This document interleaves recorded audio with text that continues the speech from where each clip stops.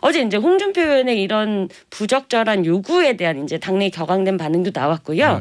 그리고 홍준표 의원도 아마 보통은 이런 얘기를 밖에 전하지 않는 이게 이제 여의도에서는 예 알겠습니다 뭐 전달하겠습니다 이러는데 이 윤석열 후보가 쓰는 문법은 여의도 정치인들의 문법이 아니라서 이제 이런 상황을 아마 예상하지 못했던 것 같습니다. 그러면 이제 윤석열 후보가 그 얘기 듣고 와서 선대위에 가서 회의할 때 이 얘기를 하니까 거기서 권영세 선대본부장이 치고 나간 거구나. 그죠? 네, 근데 이미 윤 후보도 그 부분에 대해서 이제 받아들이겠다가 아니라 아니, 전달하겠습니다 정도고 굉장히 또 격앙된 반응이었던 것으로 전해집니다. 아, 윤 후보 자체도 네. 돌아와서 네. 그러니까 이제 공천이나 이런 거가 거래 조건으로 붙는 거에 대해서 이제 윤 후보는 이제 받아들일 수가 없는 거죠 기본 입장에. 네, 그리고 이제 김태현의 정치쇼.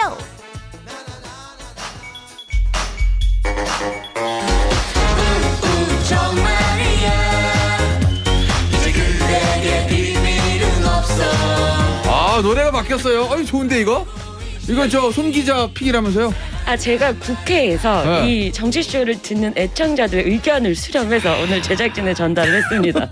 아 누가 듣고 계십니까 이 프로그램? 이제 많은 기자들이 부스에서 듣고 있습니다. 아 그런가요? 이렇게 빨리 관철이 되나요? 그래서 단독 여신 이걸 싫어하나 보다. 네. 아 그러지 마. 자꾸 여의도 가면 다 듣고 있는데 부담돼. 요건 같은데? 네, 맞습니다. 하여튼 노래는 좋습니다. 이거 좋은데 룰라의 정말 제목이 뭐지 이게?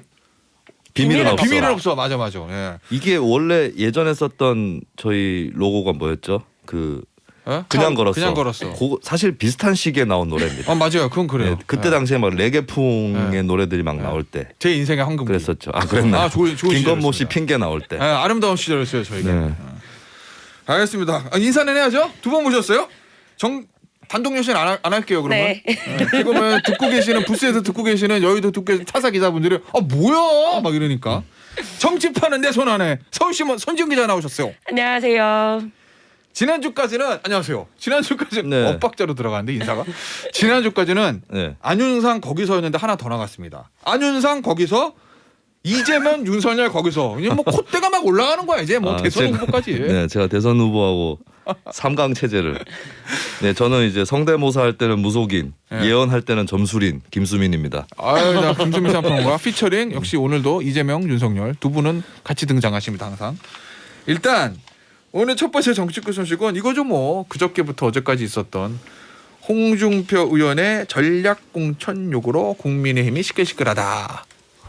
홍준표 의원 목소리 잠시 들어볼게요. 어떻게 후보하고 이야기한 내용을 가지고 나를 비난하고 방자하다. 그건 방자하기 이를 데 없다.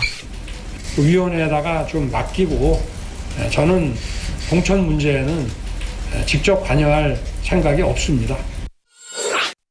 저희가 앞서 뉴스 언더 블럭 시간에 브리핑하면서 홍준표 의원과 윤석열 후보의 만남에서 나왔던 얘기, 어제 아침에 이양수 수석 대변인의 얘기, 권영세 선대본부장의 얘기, 그다음에 저녁에 있었던 윤석열 후보와 최재형 전 감사원장 회동 얘기까지는 정리를 해드렸어요. 네. 그 이후에 추가된 최신 버전 있나요? 네, 일단 오늘 아침에 홍준표 의원이 페이스북에 이제 입장을 또 올렸습니다. 기대된다. 네, 일단 중앙선대위 선거 캠프 참여 합의가 일방적으로 파기된 점에 대해서 심심한 유감을 표한다라고 했고요. 일방적으로 네, 파기했다. 그리고 이제 홍 의원은 또다시 윤핵관들을 저격을 했습니다. 이제 문제의 본질은 국정운영 능력 보완 요청과 이 처갓집 비리엄단 요구인데 여기에 불쾌감을 느낀 윤핵관들이 윤 후보의 심기경으로 하느라고 나와의 사이를 흐트렸다 이런 주장이고요.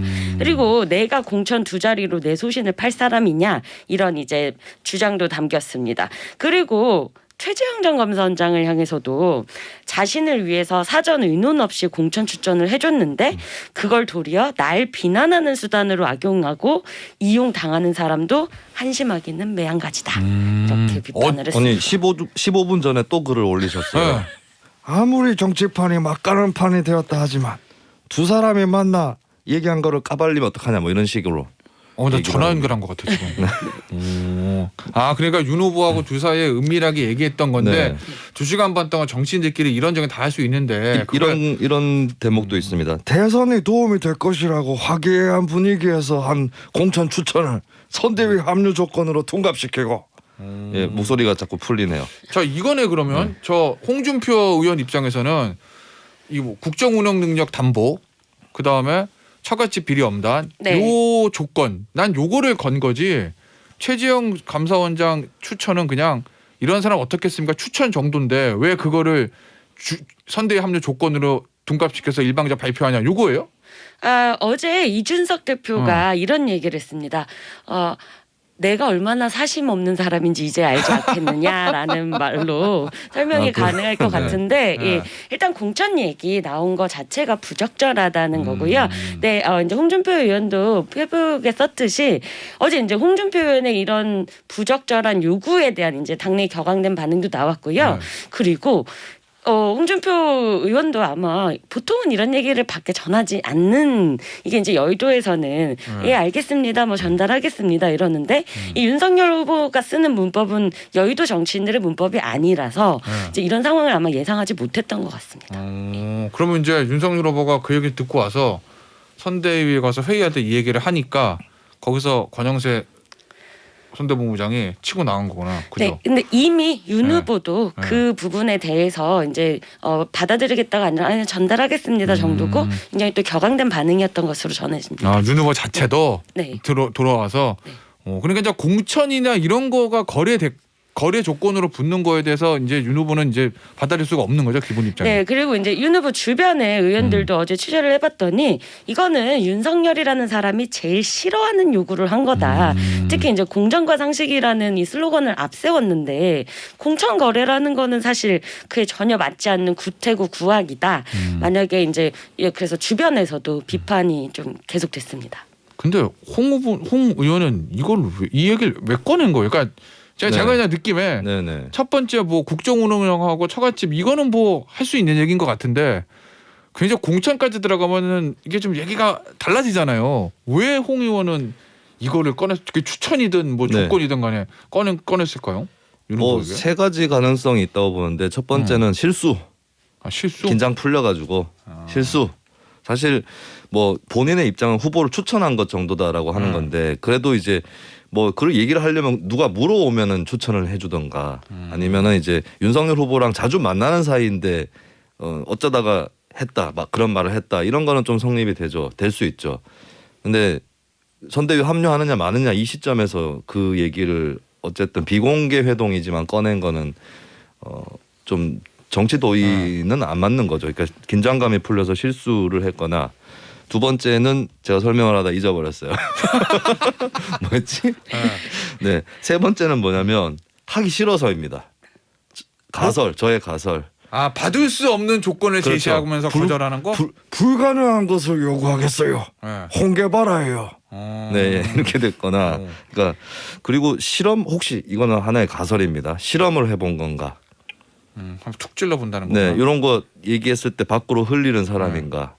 이런 것들. 근데 왜 제가 이런 얘기까지 드리냐면, 그러니까 윤석열 후보가 받을 수 없어 보이기 때문이고, 홍 의원도 진짜 선대위에 합류하려고 했다면 이런 식으로 말을 꺼냈을까? 예, 그렇다면 하기 싫은 건 아닐까?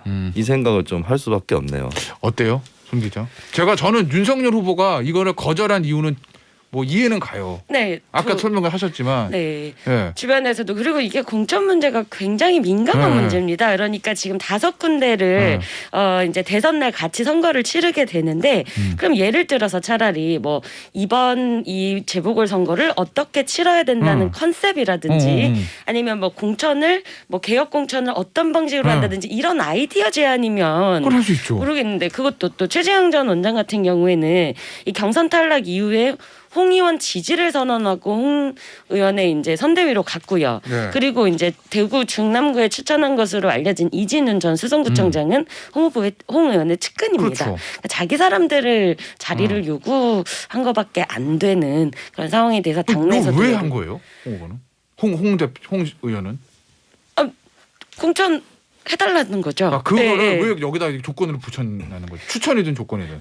그래서 어제 좀 물어봤더니 아니 홍 의원도 이거를 자기 이제 다음 정치를 계속 할 사람이잖아요. 네. 그럼 당연히 자기 세력을 챙기려고 하는 건 맞고, 네 이제 또 보궐에 이제 더 가열되거나 공간이가 꾸려지기 전에 자기 의견을 전달하려고 한 거죠. 홍 의원 주장은 조건이 아니었다는 게 주장이죠. 본인 주장은. 본인 주장 뭐 조건으로 건 건 아니다 이런 얘기입니다. 그런데 이제 윤 후보가 어제 최재형 원장을 만나고 이런 말을 했어요. 이 11월부터 당의 공식 후보를 조건 없이 도와주고 지지한다라고 하시면서 예. 홍 의원은 예. 조건을 건 사람이다라는 걸 사실 돌려서 이제 비판한 걸로 볼 수 있죠. 어저께 최재현 원장이 기자들이 막 묻더라고요. 종로 추천 얘기죠. 홍 의원하고 말씀하신 겁니까? 전 못 들은 얘기입니다. 이거 완전 선을 긋는 거죠, 그냥 최재현 네, 전 그리고 원장도. 제 홍 의원이랑. 예. 그리고 홍 의원이 이제 돌아올 가능성은 없어요? 아니면 아직 남아 있어요? 일단 어제 청문응답에도 홍 의원이 이제 잘 안 되고 있다라고 이야기를 했고 오늘은 아예 이제 불발 선언을 했기 때문에 게다가 지금 이 어제 이양수 그 수석 대변인 그 브리핑할 때도 구악 뭐 이런 얘기가 나왔잖아요. 근데 그렇게 규정한 상황에서는 지금 다시 원팀을 이룰 수는 없을 것 같습니다. 그리고 결정적으로 어제 저녁부터 언론을 통해서 도이치모터스 의혹이 다시 불거지는 분위기거든요. 이게 사실 홍준표 의원이 경선 때 계좌 내역 그거 다 대봐요. 해가지고 윤석열 후보가 2010년 1월부터 5월분을 됐는데 그 밖에도 내역이 있었고 김건희 씨가 수익을 거뒀다. 이런 내용이 어제 보도가 됐거든요. 그럼 이제 홍준표 의원 입장에서도 안 돕겠다라고 하는 그런 상황으로 갈 수 있는 거죠. 알겠습니다. 사실 지금 저희가 시간이 넉넉하면 여기서 해보고 싶은 게 하나 있어요. 제가 여기서 우리가 공관 일을 하는 거야. 네. 종로에 누구를 내보낼 것인가. 우리끼리 셋이 아무도 안 들어도 그걸 해보고 싶은데 지금 다른 거 요 정청래 의원 얘기를 해야 되니까 공관위는 그거는 국민의힘에서 저를 어. 105만 원을 주고 30분 강연을 시켜주시면 제가 네. 공천을 이렇게 하는 게 좋을 것이다 말씀을 드릴 수 있습니다. 알겠습니다. 근데 현실은 예. 거꾸로 105분 강의시키고 30만 원을 주지 않을까. 라는 105분 강연 30만 원 보면 괜찮죠. 괜찮은 거 아닌가요? 괜찮네. 나랑 하겠다. 뭐 저 국민의힘 종로 공천 공관위는 저희가 다음 주에 한번 열어보는 걸로 뭐 이렇게 하도록 하고 앞서 질문도 들어왔으니까 요거 해볼게요. 정청래 의원 탈당. 야 이거 뭐 난리예요 민주당. 오늘 보니까 뭐 조계사에서 승려대회 한다고 그러고 친문단체는 가서 뭐 저지 집회한다고 그러고. 네, 일단 이 일의 시작은 지난해 어. 국정감사였습니다. 이 정청래 민주당 의원이 이 해인사 사찰에 문화재 관람료 징수를 비판하는 과정에서 통행세다. 봉이 김선달이다 이렇게 이제 불교계를 비하했다라고 하면서 계속 사과하라 사퇴하라 이런 요구가 있었고요. 그리고 또 이제 문재인 정부의 이 좀 친카톨릭적인 행보라든지 여러 가지 이제 불만들이 누적이 되었습니다. 알겠어요. 그러면 지금 어쨌든 그 봉이 김선달 발언에 이제 어쨌든 도화선이 된 건데 네. 정청래 의원이 어떤 스탠스를 취하는 게 옳다고 보세요? 저는 솔직히 정청래 의원이 잘못하긴 했는데 네. 불교계도 좀 거기에 비해서는 좀 강하지 않나 잘못한 거에 비해서. 근데 이제 이게 쌓인 게 또 불교계에서 지목하는 문재인 정부의 친가톨릭 뭐 종교차별 11가지 사례 뭐 이런 게 있거든요. 좀 정부라든지 청와대에서도 나설 필요가 있지 않을까. 불교계에 누적된 불만이 있기 때문에 대화가 필요한 것 같고 정청래 의원은 글쎄요 일단 계속 사죄 행보를 하셔야 된다. 그러니까 사과 타이밍을 놓쳤어요. 이재명 후보, 송영길 대표가 사과를 먼저 해보려고 그때도 버티고 있었기 때문에 그래서 뭐 108배도 하셨다 그러더라고요. 뭐 그렇죠. 이제 안 되면 뭐 3000배도 하셔야 되고 저는 1보 3배도 네. 해야 된다. 3보 1배가 아니라 1보 3배까지도 하셔야 되지 않을까. 그리고 아까 이해관이 왜 나왔냐라고 그러니까. 나 질문 그거 주셨는데 이제 이 탈당 요구가 계속되고 있는 가운데서 정청래 의원이 페이스북에다가 이해관 여기서 이제 이는 이재명 후보입니다. 이재명 후보의 측근이 찾아와서 나에게 탈당을 해달라고 했다라고 이제 페이스북에 이해관의 요구가 있었다라고 써서 당내 여론이 더 안 좋아졌습니다. 누군지 아시죠 그 이해관? 예, 그리고 끝나고 물어봐야지. 이제 야권에서 쓰는 이 핵관도 이 내부 갈등에 약간 분열의 지금 상징이 네, 핵관은 지금. 키워드가 된 거를 또 민주당에 갖다가 쓰고 네. 그러면서 이제 나는 못 나간다 이런 식으로 이제 페북에 올려서 의원들의 마음과 또 이제 불심을 다시 한번 자극했다 이런 비판이 나왔습니다. 정청래 의원 말 다 했죠? 이런 심정일 겁니다. 근데 조응천 의원 네. 저기 저 이재명 후보하고 굉장히 가까운 걸로 알려져 연선 동기고 뭐 그러니까 근데 어제 방송 나와서 공개적으로 탈당을 권유한 거잖아요. 네, 이제 정정래 의원이 페이스북에다가 내 사전에 이유는 없다, 탈당 안 한다 이렇게 썼더니 조응천 의원이 사랑해서 헤어진다라는 말도 있지 않느냐라면서 탈당을 압박했습니다. 아니 그러면은 이게 단순히 정청래 의원 한 사람의 탈당 뭐 이런 걸 떠나서 민주당 이재명 후보를 둘러싼 원팀 논란에서 있었던 친문 강성지지와 골 이런 게 좀 저 봉합됐던 게 지금 터지고 네. 나오는 거 아니에요? 근데 저는 아니에요? 좀 이게 너무 나가는 건가? 묘하게 돌아가는 게 정청래 의원의 글을 읽어본 불교계 관계자들은 무슨 생각을 했을까요? 이재명 쪽에서 그래도 성의를 보이고 있네? 라고 생각했을 수도 있습니다. 네. 그리고 묘하게도 당의 비주류였던 조홍천 의원이 뭔가 주류가 되고 있는 듯한 모습을 보여주고 있어요. 민주당이 달라지고 있다라고 하는 이걸 어떻게 해석하느냐에 뭐 차이는 있을 수 있겠지만 달라지고 있다라는 그림이 나오고 또 당에 굉장히 쓴소리를 많이 해왔던 이상민 의원이 정청래 의원을 또 두둔하고 있습니다. 그래서 이건 좀 묘한 효과가 있다 사실. 아니 제가 네. 그러고 왜 여쭤봤냐면 어젠가요? 그저께인가요? 김종훈 의원이 라디오 나와서 네. 친문 강성 의원이잖아요. 친문 이제 핵심 의원인데 이거 저 변호사비 대납 의혹 제기했던 이모 씨 그 사망 사건 때문에 친문 지지층이 조금 흔들리는 것 같아서 걱정된다. 네. 뭐 그런 얘기. 그 다음에 뭐 현근택 대변인이 사과는 하긴 했지만 네. 친문 핵심 당원들하고 좀 설전 붙은 얘기. 뭐 그런 얘기. 그리고 뭐 이게 뭐 어느 정도까지 맞는 건지 모르겠는데 일부 언론 보도 보면 친문 커뮤니티에서 윤석열 후보를 열이라는 별명까지 붙어주면서 지지한 움직임이 있다. 뭐 이런 얘기들 나와서 어때요? 지금 진짜 일부긴 하겠지만 친문 핵심 지지층하고 이재명 후보 사이에 좀 파열음 이런 게 있어요? 네, 그래서 지금 이게 친문과 친이 이 신구 권력의 이 다툼이 시작됐다라고들 이야기를 하고요. 그리고 그 이제 이모 씨의 죽음 이후에는 이제 문재인 대통령 지지하는 팬카페 등에서 그리고 이제 그분들은 이재명 후보를 아직까지 인정하지 않는 사람들입니다. 문재인 그다음에 지지가 이낙연 대표를 지지했던 사람들 연희를 지지했었는데 인의에서 연희로. 네, 인의에서 연희였다가 지금 이제 그 사건을 기점으로 해서 열이 윤석열을 다시 봤다. 뭐 좋은 사람 아니냐라는 식의 이제 밈처럼 이게 이제 조금 움직임이 있었습니다. 그런데 이제 실제로 이게 지지로 이어지느냐의 문제는 저는 결국 이 문제는 누가 문재인 대통령을 지켜줄 수 있을 것인가로 나중에 판단하지 않을까 싶습니다. 퇴임 이후에 네. 항상 나오는 큰 문제구나. 저 김수민 평론가는 이 움직임을 어떻게 봐요? 진짜 친문 커뮤니티 네. 뭐 어느 정도 된지 모르겠지만 야 아무리 민주당 후보라도 이재명보다는 윤석열이야 이렇게 가는 움직임이 실제로 표로 연결될 수 있다고 보세요? 아니면은 그냥 단순히 지금 약간의 저항이라고 보시는 거예요? 저는 이 온라인 커뮤니티 분위기는 표로 연결될 수 있다고 보는데 그래요? 많지 않을 거다 근데 많지는 왜냐하면 친문 커뮤니티라고는 하지만 사실 친문은 민주당 지지층 대다수가 친문인데 네. 그중 대다수는 사실 진작부터 이재명 후보를 미는 사람이 많았어요. 그러니까 요 커뮤니티는 소위 문꿀 오솔이라고 불리우는 반이재명 이자 친문인 그러니까 범위가 확 좁혀집니다. 그래서 여기서 뭐 이렇게 민다고 해서 표가 굉장히 많이 온다 이렇게 보기는 좀 어렵죠. 알겠습니다. 한 1분 30초 남았는데 마지막 주제 요거예요. TV 토론. 안철수 후보하고 심상정 후보가 이재명 후보, 윤석열과 양자 TV 토론 저지하게서 법원에 막 가처분 신청되고 막 이러는데 실제로 취재 기자 자세 어떻게 봐요? 야 진짜 양자 토론 할 거로 봐요? 아니면 그래도 뭐 저 나머지 사람들 난리 나고 하니까 네. 3자로나 4자로 되는 거 아니야? 이렇게 예상해요. 일단 법정 토론이 3회가 보장이 돼 있기 때문에 기자들의 입장에서는 저희는 좀 양자 토론 보고 싶은 마음이 조금 있습니다. 아 그래요? 네. 아무래도 양 후보니까. 여기서 네. 안철수 후보나 심상정 후보는 어떤 선택을 해야 될까요? 일단 항의를 법원- 하고 있는데 다른 대안을 만들어야 됩니다. 대안. 네, 어차피 못 막는 거라면 네. 네, 본인들끼리 하든지 아니면 혼자서라도 할 수 있는 방법을 찾든지 본인들끼리 하면은 안심하고 토론할 수 있는 안철수 심상정 토론하겠습니다.